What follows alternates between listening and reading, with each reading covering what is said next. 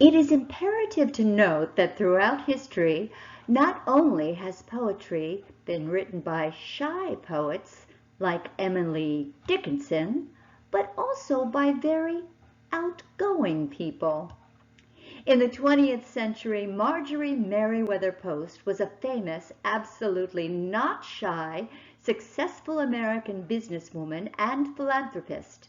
She was a millionaire and director of General Foods. She was known for charitable giving and supporting the arts. She was also a poet. Here is an example of her writing. Moving, always moving. What is the goal? The goal is to build out of hard work and good intentions. Marjorie Merriweather Post's life story is indeed compelling. You can learn much more about her in the Things You Don't Know podcast series produced by Dr. William Weaver and Dr. Sean Deneen.